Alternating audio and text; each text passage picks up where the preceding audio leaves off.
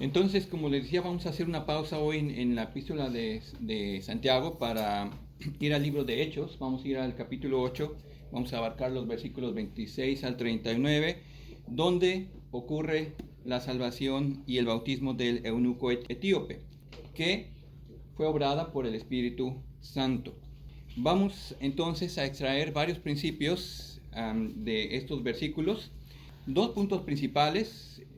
Vamos a observar primero la obra de Dios actuando soberanamente en la salvación, y el segundo punto que vamos a ver es la responsabilidad del hombre al Evangelio, la respuesta del hombre al Evangelio cuando el Señor otorga una fe verdadera.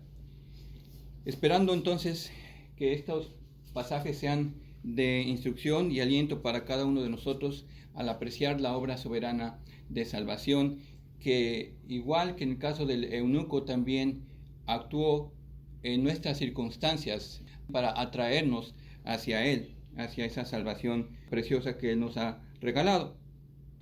Y también entonces ver en estos pasajes el privilegio que el Señor nos ha dado al ser portadores de ese mensaje de salvación, y también la responsabilidad que Él nos da a darnos esta fe salvífica para responder de forma obediente, de manera que glorifique su nombre. Así que vamos a dar lectura al pasaje, capítulo 8 de Hechos, si quieren ponerse de pie, y vamos a leer versículo 26 al 38, por favor. Dice así la palabra de Dios: Un ángel del Señor habló a Felipe diciendo: Levántate y ve hacia el sur por el camino que desciende de Jerusalén a Gaza, el cual es desierto. Entonces él se levantó y fue. Y sucedió que un etíope, eunuco, funcionario de Candace, reina de los etíopes, el cual estaba sobre todos sus tesoros y había venido a Jerusalén para adorar, volvía sentado en su carro y leyendo al profeta Isaías. Y el Espíritu dijo a Felipe: Acércate y júntate a ese carro. Acudiendo Felipe le oyó que leía al profeta Isaías y dijo: ¿Pero entiendes lo que lees? Él dijo: ¿Y cómo podré, si alguno no me enseñare? Y rogó a Felipe que subiese y se sentase con él. El pasaje de la escritura que leía era este: Como oveja a la muerte fue llevado, y como cordero mudo delante del que lo trasquila, así no abrió su boca. En su humillación no se le hizo justicia, mas su generación, ¿quién la contará? Porque fue quitada de la tierra su vida. Respondiendo el eunuco dijo a Felipe: Te ruego que me digas, ¿de quién dice el profeta esto? ¿De sí mismo o de algún otro? Entonces Felipe, abriendo su boca y comenzando desde esta escritura, le anunció el evangelio de Jesús. Y yendo por el camino llegaron a cierta agua, y dijo el eunuco: Aquí hay agua, ¿qué impide que yo sea bautizado? Felipe dijo: Si crees de todo corazón, bien puedes. Y respondiendo dijo: Creo que Jesucristo es el Hijo de Dios. Y mandó parar el carro, y descendieron ambos al agua, Felipe y el eunuco, y le bautizó. Cuando subieron del agua, el Espíritu del Señor arrebató a Felipe, y el eunuco no le vio más, y siguió gozoso su camino. Pero Felipe se encontró en Azoto, y pasando anunciaba el Evangelio en todas las ciudades hasta que llegó a Cesarea. Porque si quiere tomar su asiento, por favor. Entonces, el primer principio que vamos a ver aquí en versículo 26 acerca del plan soberano en la salvación es que es Dios quien toma la iniciativa de encontrar a cada hombre que Él ha escogido para salvación. Note en este versículo 26 que es Dios quien tomó la iniciativa por su voluntad soberana de salvar al etíope. El ángel le dio instrucciones a Felipe para que se levantara y fuera hacia el sur, al camino que descendía de Jerusalén a Gaza.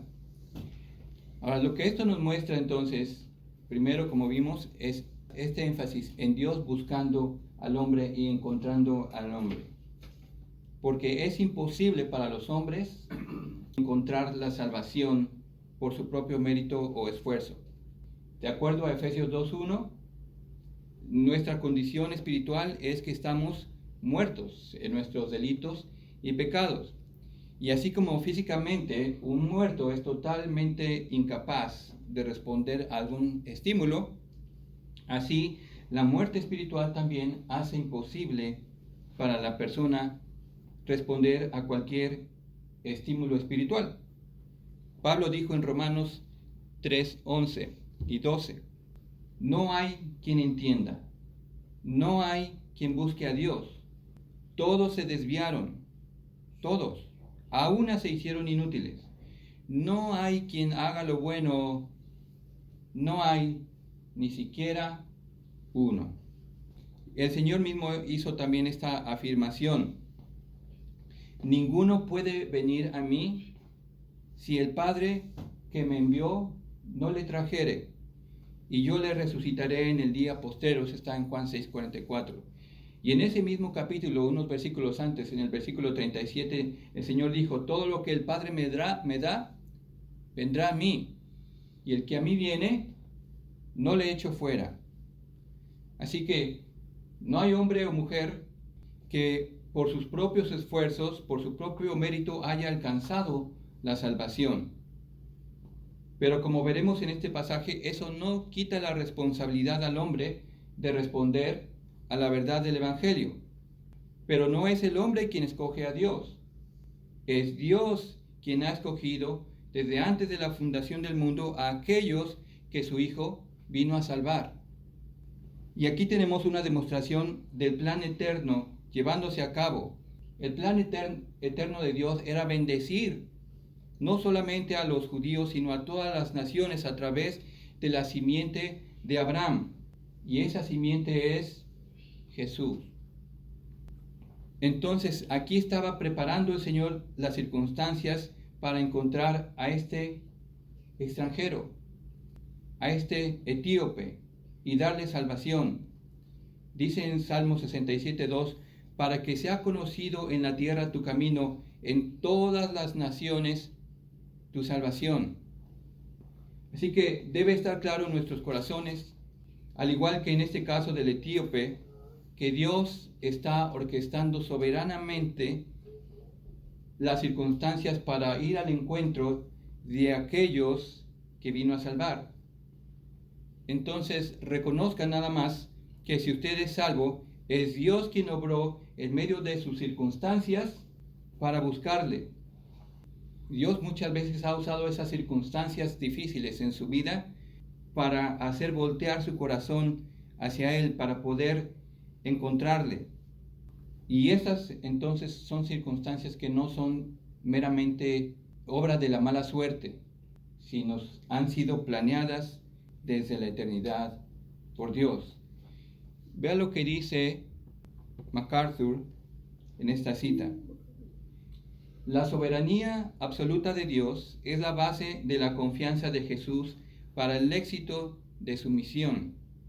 La seguridad de la salvación reside en la soberanía de Dios, porque Dios es la garantía de que todo lo que Él ha escogido vendrá a Él para salvación. Dios no fallaría en su plan soberano para salvar al eunuco. Tampoco fallará en salvar a aquellos que Él ha apartado, predestinado desde la eternidad para vida eterna. ¿Recuerda lo que dice en Romanos 8:30? Y a los que predestinó, a estos también llamó. Y a los que llamó, a estos también justificó. Y a los que justificó, a estos también glorificó. Ahí está la obra soberana de salvación de Dios. Desde principio a fin, no hay quien se le suelte de su mano. Amén. Ahora pasemos al siguiente paso, que vemos ahí en versículos 26 y 27 también. En el plan soberano de Dios en la salvación, Él ha decidido usar a sus hijos, y me refiero a hombres y mujeres, como portadores del mensaje de salvación bajo la guía y el poder del Espíritu Santo. Lo que vemos claramente en este libro de Hechos, más que los hechos de los apóstoles, son los hechos del Espíritu Santo a través de los apóstoles, como los instrumentos por medio de los cuales Dios llevó a cabo su obra de salvación y sigue llevando a cabo a través de cada uno de sus hijos. Así que se nos ha dado el privilegio de ser instrumentos y colaboradores de Dios.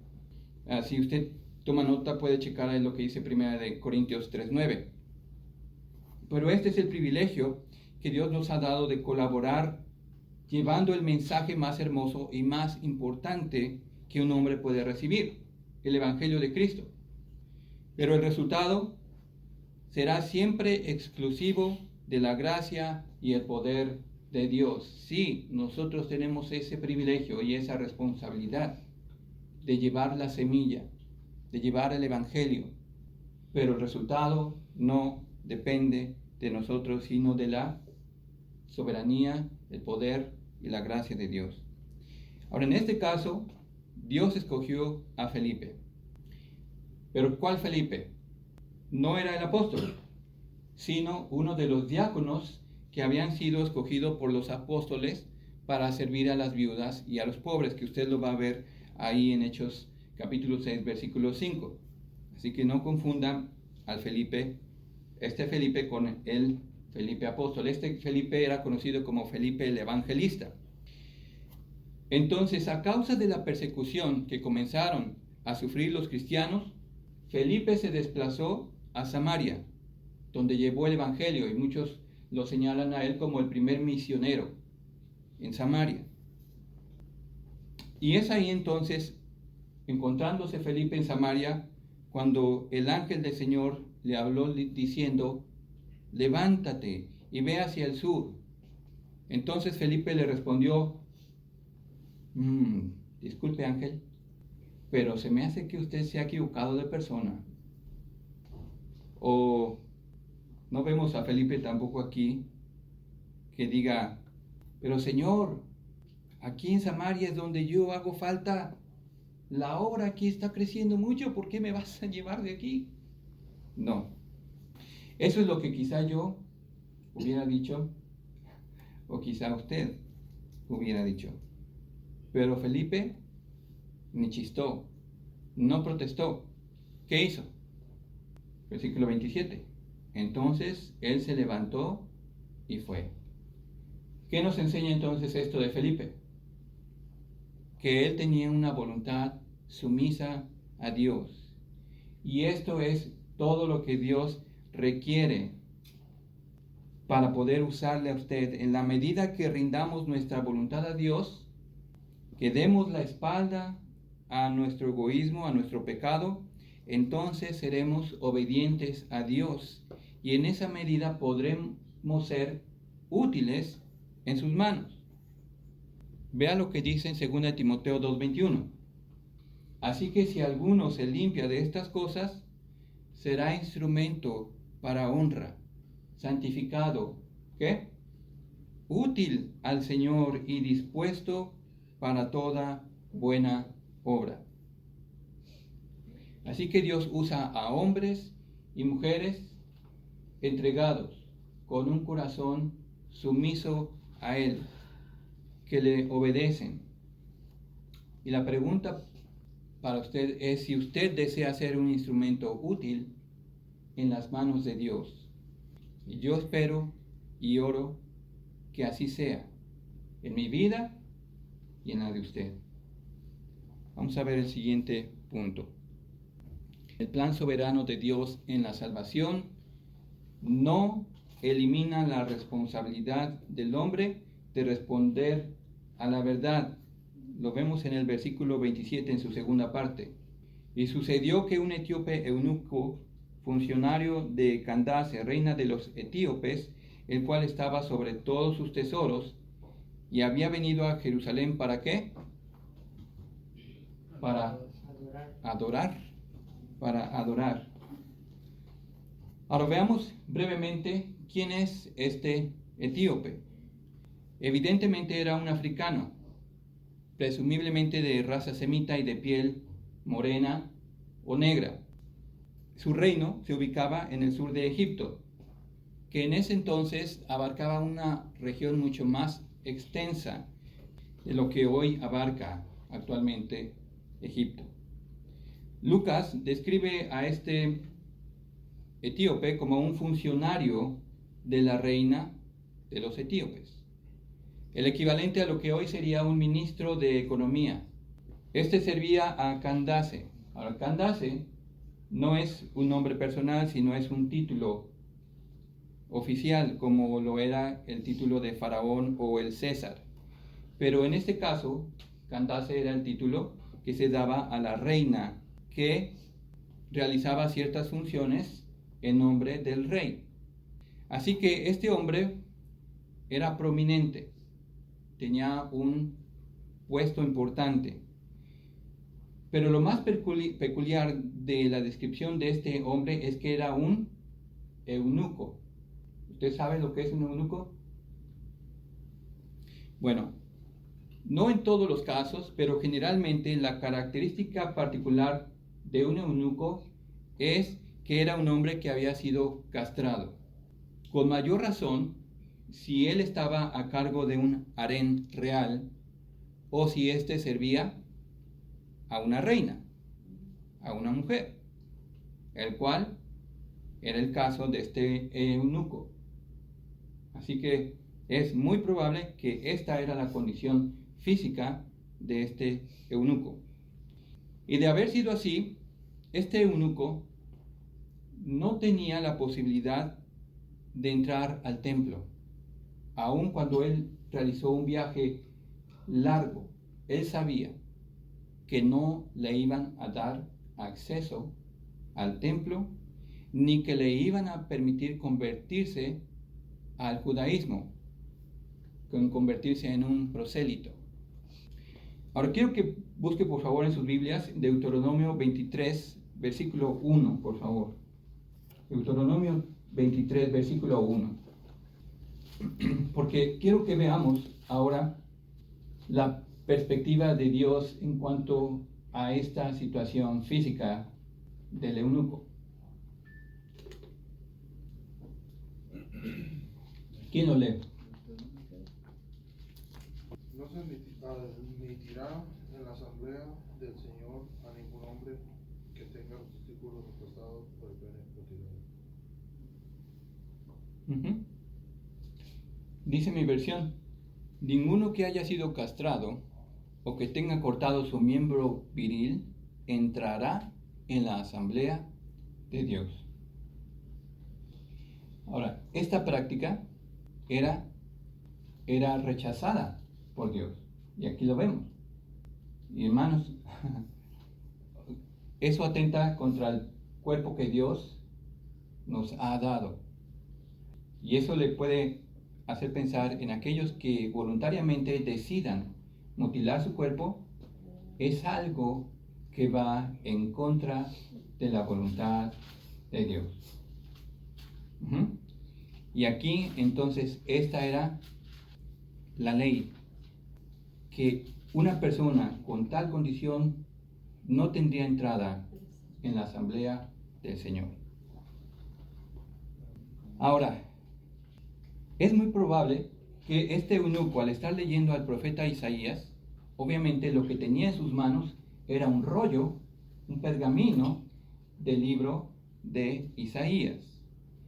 Y es probable que él también conociera lo que dice en Isaías 56, versículos 3 al 5, que afirma que a la llegada del reino mesiánico, esas exclusiones no tendrían más efecto. Se lo voy a enseñar aquí en pantalla. Dice así: y el extranjero que sigue a Jehová, no hable diciendo, me apartará totalmente Jehová de su pueblo. No diga el eunuco, he aquí yo soy árbol seco, porque así dijo Jehová, a los eunucos que guarden mis días de reposo, y escojan lo que yo quiero, y abracen mi pacto, yo les daré lugar en mi casa y dentro de mis muros, y nombre mejor que el de hijos e hijas, nombre perpetuo les daré que nunca perecerá. Póngase usted en los zapatos del eunuco leyendo este pasaje. Así que este eunuco, cuyo corazón abrazara el pacto de Dios, ya no debía temer el ser excluido de ninguno de los beneficios del reino del Mesías, del reino de Cristo. Así que entonces es muy probable que este eunuco, conociendo esta escritura, le llevara a adorar al Dios de los judíos, al Dios de Abraham, con todo y que él sabía que nunca podría ingresar al templo de los judíos. Así que lo que vemos aquí es al etíope respondiendo a la luz de la escritura. Y aunque no era clara la escritura para él está haciendo ese esfuerzo. Ahora vamos a ver entonces el siguiente punto. El conocimiento salvador viene a través de las escrituras. Versículo 28. Volvía sentado en su carro y leyendo al profeta Isaías, y el Espíritu dijo a Felipe: acércate y júntate a ese carro. Acudiendo Felipe, le oyó que leía el profeta Isaías y dijo: ¿pero entiendes lo que lees? Él dijo: ¿y cómo podré, si alguno no me enseñare? Y rogó a Felipe que subiese y se sentara con él. El pasaje de la escritura que leía era este: como oveja a la muerte fue llevado, y como cordero mudo delante del que lo trasquila, así no abrió su boca. En su humillación no se le hizo justicia, mas su generación, ¿quién la contará? Porque fue quitada de la tierra su vida. Respondiendo el eunuco dijo en versículo 34, te ruego que me digas, ¿de quién dice el profeta esto, de sí mismo o de algún otro? Entonces Felipe, abriendo su boca y comenzando desde esta escritura, le anunció el evangelio de Jesús. Ahora, de aquí voy a omitir la acción de Felipe, pero ahí lo vemos, de nuevo, obedeciendo a la voz del Espíritu, dispuesto a acercarse a este hombre que era totalmente un desconocido para él. Al Romanos 10:17 entonces dice que la fe es por el oír, y el oír, ¿qué? Por la palabra de Dios. Así que la palabra de Dios es el camino para encontrar la salvación. Este ha sido el plan soberano de Dios, de usar su palabra, la escritura, la Biblia. Y esta puede llegar entonces a nosotros por medio de la predicación, por medio de la enseñanza de un hombre o por la lectura personal. Yo he escuchado varios testimonios donde hombres que simplemente se dieron a la tarea de leer la palabra de Dios, el Espíritu Santo obró dándoles entendimiento y llegaron a ese conocimiento salvador. Pero es más común que el Espíritu Santo obre a través de la enseñanza de algún hombre. Y en este caso, de nuevo vemos aquí que está usando la enseñanza de Felipe para abrir el entendimiento de este etíope. En la providencia de Dios, el pasaje que leía era ¿cuál? Isaías capítulo 53. 53. Y el hermano también leyó parte hoy en la mañana de ese del profeta Isaías. Pero como vemos aquí, no es que el eunuco fue demasiado inteligente para descubrir la verdad, sino está el Espíritu Santo aquí obrando por medio de la explicación de la enseñanza de Felipe para abrir su entendimiento. Él no sabía, no entendía lo que leía, no sabía a quién se refería el profeta.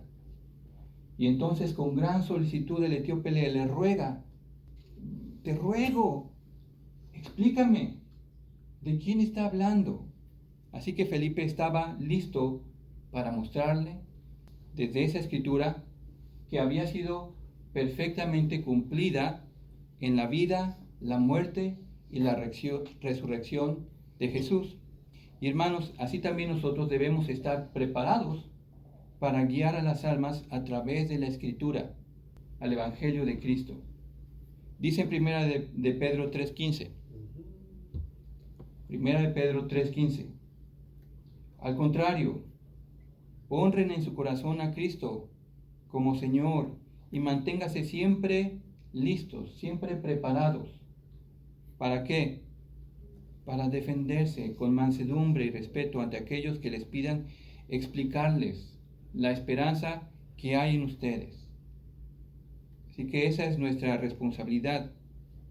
Hermanos, no hay otra forma de estar preparados si no estamos viviendo nosotros el Evangelio, si no estamos nosotros honrando a Cristo y estudiando, meditando, memorizando la palabra de Dios. Hermanos, yo quisiera que ponerme así la Biblia, ya todo el conocimiento ya lo tuviera, ¿no? Pero no, requiere un esfuerzo de nuestra parte, que busquemos diligentemente entender las Escrituras, estudiar las Escrituras, memorizar las Escrituras. Vamos entonces al siguiente punto. En el plan soberano de Dios en la salvación, la proclamación del mensaje de Jesús es el que salva. Y vemos de nuevo ahí en versículo 35. Entonces Felipe, abriendo su boca y comenzando desde esta escritura, le anunció, ¿qué? El Evangelio, las buenas nuevas de Jesús. Hermanos, entonces Felipe apuntó a Jesús como el siervo sufriente, el varón de dolores, experimentado en quebranto. Jesús es el Cordero que es descrito por el profeta Isaías, quien fue herido por nuestras rebeliones, molido por nuestros pecados, el castigo de nuestra paz fue sobre él, y por su llaga fuimos nosotros curados. Todos nosotros nos descarriamos como ovejas, cada cual se apartó por su camino, mas Jehová cargó en él, en Jesús, el pecado de todos nosotros. Aunque nunca hizo maldad, ni hubo engaño en su boca. Así pues Felipe presentó la persona de Jesús, su justicia perfecta, su muerte en la cruz, como sacrificio sustitutivo, siendo él quien recibió el castigo que los pecadores como usted y como yo merecíamos, y por medio de su muerte y resurrección justificarnos, darnos salvación. Hermanos, si hemos de presentar el Evangelio, debemos presentar a Jesús, su persona, su obra a favor del pecador y el mandamiento que Él nos da a arrepentirnos y a creer únicamente en Él. Y para ello debemos usar la palabra de Dios y sobre todo presentar a Cristo. Mire, compartir nuestro testimonio es bueno. Obsequiar un tratado, un folleto, es bueno.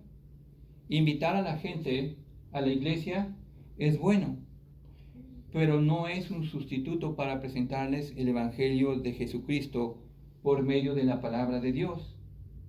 Este es el mensaje que la gente debe oír. Este es el mensaje que tiene el poder para salvar. No nuestra habilidad para debatir o para argumentar, no nuestras propias historias, por más conmovedoras que sean. Pablo dijo en Romanos 1:16, porque no me avergüenzo del Evangelio, porque es poder de Dios para salvación a todo aquel que cree, al judío primeramente y también al griego. No me avergüenzo del Evangelio, ¿por qué? Porque es poder de Dios para salvación. Así que presentemos a Cristo. Ahora vamos a pasar al segundo punto. La respuesta del hombre al Evangelio. se hace evidente en una fe que se confiesa. Ahí lo vemos en versículos 36 al 37. Y yendo por el camino llegaron a cierta agua y dijo el eunuco: aquí hay agua, ¿qué impide que yo sea bautizado? Felipe dijo: si crees de todo corazón, bien puedes. Y él respondiendo dijo que creo que Jesucristo es el Hijo de Dios. Así que en estos versículos hacen evidente la respuesta del eunuco al Evangelio de Jesús. Está confesando su fe. Es Dios quien en este punto ha abierto el entendimiento del eunuco, quien le ha otorgado su gracia, en su gracia una fe salvadora. Y entonces surge en él ese deseo de ser bautizado. Y el deseo del eunuco de ser bautizado precisamente implica que él recibió esa fe salvadora. Y que en el camino Felipe le instruyó acerca del bautismo cristiano, como un mandamiento a obedecer, como el privilegio del creyente de dar testimonio público de la realidad espiritual más hermosa que ha ocurrido en su interior. ¿Cuál es esa realidad? Su unión con Cristo, su regeneración mediante la identificación con su muerte, su sepultura y resurrección. Ahora vemos también aquí en la respuesta del hombre al Evangelio que se hace evidente en una fe obediente. Ya vimos entonces que el deseo de bautizarse del eunuco surgió como consecuencia de una fe verdadera, una fe que confesó de forma personal a Felipe. Ahora piense por un momento en la condición física del eunuco, despojado de su virilidad, que le había impedido convertirse en un prosélito, que limitaba hasta dónde él podía llegar afuera del templo. Y quizá ahora este etíope se preguntaba si su condición también sería un impedimento para ser aceptado totalmente en Cristo, identificado con Cristo por medio del bautismo. Y de ahí su inquietud. ¿Qué impide que yo sea bautizado? ¿Hay algo en mí que impida que yo sea bautizado? Y por supuesto, Felipe solo buscaba la evidencia necesaria para que este hombre fuera bautizado. ¿Cuál era? Su fe en Jesucristo. Si crees de todo corazón, bien puedes, le dijo Felipe. Así que, eunuco, no te preocupes, tu nacionalidad no te lo impide, tu raza no te lo impide, ninguna mutilación ni ninguna otra consideración externa te lo impide. La única condición para bautizarte es interna. Si crees de todo corazón, no en el Jesús de tu imaginación, no en el Jesús que no conoces, sino en el Jesús que está descrito en Isaías 53. Si crees en Él, bien puedes. Para el eunuco entonces comenzaba a tener cumplimiento la hermosa promesa de Isaías 56. Se lo voy a poner de nuevo. Y el extranjero que sigue a Jehová no hable diciendo: me apartará totalmente Jehová de su pueblo. Ni diga al eunuco: he aquí yo soy árbol seco. Porque así dijo Jehová a los eunucos que guarden mis días de reposo y escojan lo que yo quiero y abracen mi pacto. Yo les daré lugar en mi casa y dentro de mis muros, y nombre mejor que el de hijos e hijas, nombre perpetuo les daré que nunca perecerá. Así que para el eunuco no tenía que pensarlo 2 veces, ¿verdad? Él era, sí, claro, no hay objeción. Ahora puedo pertenecer a Cristo. No hay nada que me lo impida. ¿Y qué hace entonces el eunuco en el versículo 38? Y mandó parar el carro y descendieron ambos al agua, Felipe y el eunuco, y le bautizó. De esta manera el eunuco dio testimonio de su fe públicamente frente a todo su séquito, todo el grupo que le acompañaba en el viaje. Ahora, el hecho de que descendieron ambos al agua implica que su bautismo fue por inmersión. Y de hecho esta palabra, bautizar, en griego significa sumergirse.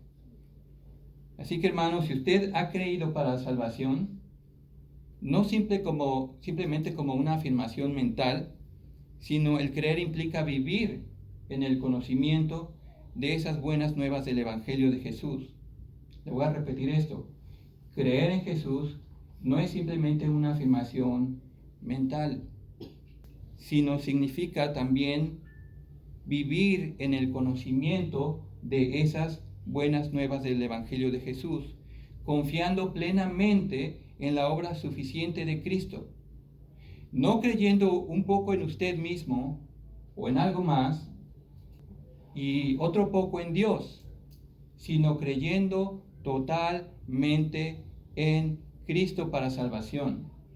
Si usted se aferra a cualquier otra cosa, cualquier otra denominación, a una denominación, aún siendo esta, si usted piensa que el ser bautista le va a salvar, no es así.